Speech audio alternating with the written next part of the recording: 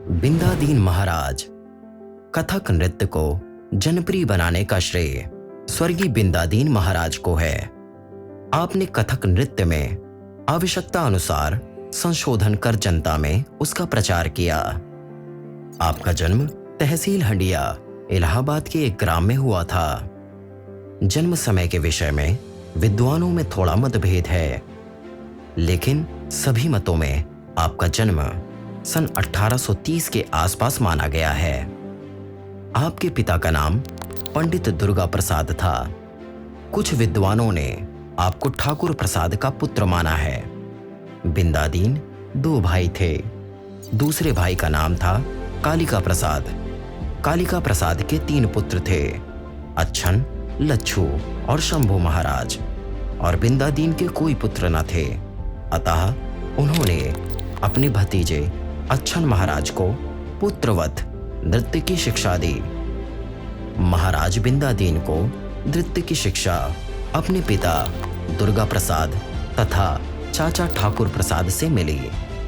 9 वर्ष की अवस्था से वे नृत्य सीखने लगे और 4 वर्षों तक केवल तिगदा दिग का अभ्यास करते रहे। प्रतिदिन 12-12 घंटों तक अभ्यास करते। एक बार नवाब वाजिद अली शाह के दरबार में आपकी मुठभेड़ प्रसिद्ध पखावजी कुदऊ सिंह से हुई। ठाकुर प्रसाद उनके दरबार में नियुक्त थे। वे बड़े चिंतित हुए कि कहीं ऐसा ना हो कि बिंदादीन की वजह से उनका सिर नीचा हो। एक ओर 12 वर्ष के बिंदादीन और दूसरी ओर पखावज सम्राट कुदऊ सिंह। भगवान का नाम लेकर उन्होंने बिंदादीन को खड़ा कर दिया। सब लोग उनका नृत्य देखकर आश्चर्यचकित हो गए कि उनकी तैयारी कुदऊ सिंह से कम न थी। नवाब साहब उनसे बहुत खुश हुए और बहुत सा धन इनाम में दिया। बड़े होकर बिंदादीन महाराज ने बड़ा यश और धन कमाया। बिंदादीन महाराज ठुमरी गायन में भी उतने ही प्रवीण थे जितना कि नृत्य में। गौहर जान और जौहराबाई ऐसी गायिकाओं ने आपसे ठुमरी सीखी। कहते हैं कि आपने 1500 नवीन ठुमरियों की रचना की थी।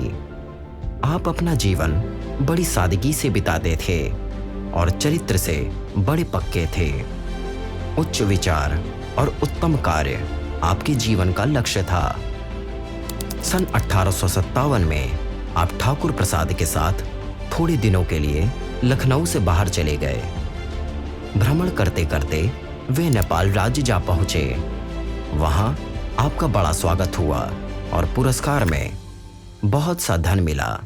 वे नृत्य करते समय अचकन, चूड़ीदार पैजामा और एक दुपल्ली टोपी पहनते थे।